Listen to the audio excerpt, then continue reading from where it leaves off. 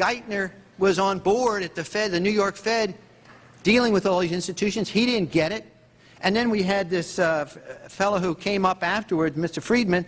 He was on the Goldman Sachs board, and he didn't last too long as a Fed chairman. Why? Because he had a conflict of interest. Is it possible that there's so much conflict of interest here that all you folks don't even realize that you're helping people that you're associated with, and you should be recusing yourself for America's ethics?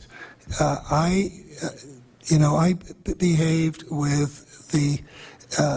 You don't think you should have recused yourself when you asked Lehman to go in bankruptcy, you didn't put Bear Stearns in bankruptcy, and then you folded Merrill Lynch into... I mean, isn't there some point where you got to say, hey, I got a conflict of interest here?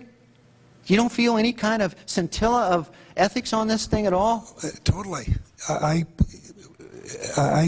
operated very consistently within the ethic guidelines I had as Secretary of the Treasury, and when it became clear that we had some very significant issues with Goldman Sachs and with why didn't you recuse yourself with Morgan Stanley, what I did then, it would have been very wrong for me to recuse myself. What I did was I went and got a waiver from the ethics agreement, because when we had concerns... Who was in charge of the ethics agreement? What? Who's in charge of the ethics agreement that you got a waiver? We have a Office of Ethics at Treasury, and we have a White House Ethics Office. So you got it from the legal counsel from the White House? We got it from the Government Ethics Office. So we had Snow, we had Paulson, now we have Geithner. All these people cut from the same bowl of cloth. These are not independent Treasury secretaries. They're part of the problem, not part of any solution. And it would have been nice to see President Obama effect some change in Treasury, but of course, he went and got a Wall Street insider as his Treasury Secretary. Everything that's speculative, parasitical, cancerous, bloated from all these administrations, going back to Carter and even beyond, comes together in the Obama administration. With Volcker, with Summers, who's part of the economic crimes under Clinton, the guy who brought you derivatives and the abolition of the Glass-Steagall firewall. You could not have gotten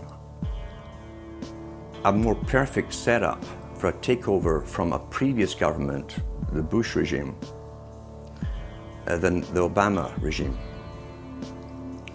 Now, there are some authors out there already saying that it's the same bunch, and it's true. It's the same bankers who put the same boys forward. Obama, far from helping the public and giving them something new or giving them more power and say over their own affairs, has actually sided immediately with the bankers who once again have robbed the public blind, and now they must get bailed out by your tax money. Obama does it all with left cover. He makes you think that he's somehow different from Bush, that this is somehow benevolent, that he cares about the poor. And in reality, this is the cruelest hoax and the most bogus sham. Obama is 1,000% devoted to Wall Street interests. When Wall Street says jump, Obama jumps. And again, it's about $30 to $40 for the bankers for every dollar that ever reaches an unemployed person or somebody who's on food stamps or some infrastructure building for highways. The hope with the Obama administration was that it would move us beyond this. But unfortunately, what we're seeing more and more is that Obama has brought in many of the economists who bought into the system in the past. Larry Summers is a very good example. And so many of his economists, many of the people there, you can really almost at this point relate Obama to Hoover, who did something similar in his presidency, as opposed to Franklin Roosevelt, for example, who brought in a very fresh team.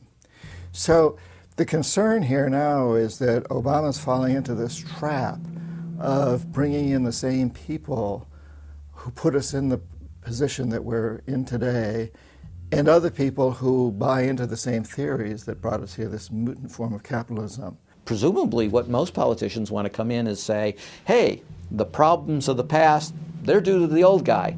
And I'm cleaning house, and I'm going to bring in a new team, and don't blame us for the things we've inherited. Can't say, you know, those policies of the past that came before were insane, because you got the guy that was one of the key architects of those policies. People need to stop having allegiance to their political party. They need to have allegiance to the Bill of Rights, the Constitution, and what has made our republic so special. The basic human rights and dignity that every citizen of this country inherently has. Not because it's some right given to us by government, but because our Bill of Rights, our Constitution, enshrines that these are inalienable rights given to us by God, that we inherently have as sentient, free, conscious beings. But instead the public cheers on the Republicans as they win, or cheers on the Democrats as they defeat the Republicans. It's an endless, staged, gladiatorial event, special interest own both parties, and they project this false left-right paradigm up as like a movie screen. And behind that, behind the throne, the establishment is able to control our society and engineer it into this high-tech police state.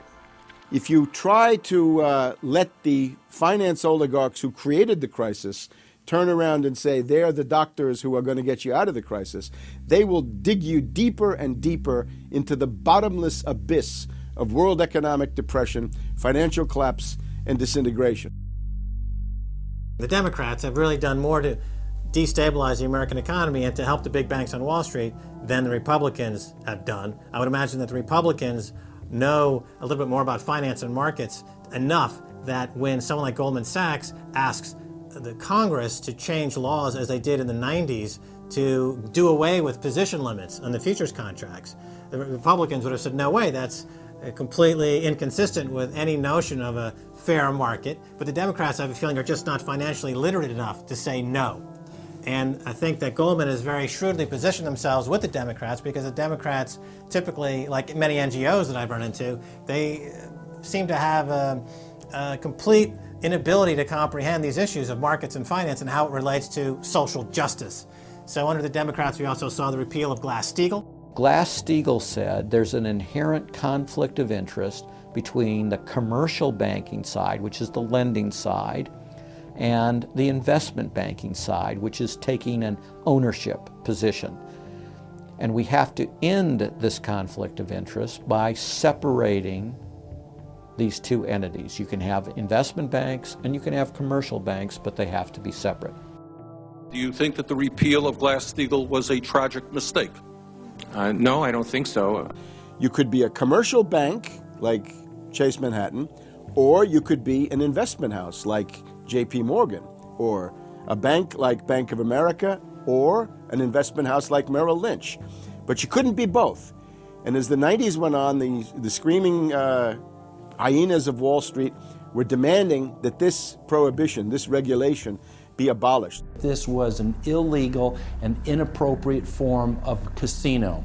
The derivatives were being used and they were being unregulated, and the people were getting 30 to 1, 40 to 1, 50 to 1, and sometimes 100 to 1 profits on the way up. And remember, derivatives are a zero-sum game. So there's nothing there. It's not like a piece of stock in General Electric or Ford or something like that where there's supposed to be some value. Derivatives have no value. But the very people, Summers and Gettner and all the people at Goldman Sachs and J.P. Morgan who created these things, made not millions or billions, but trillions on the way up.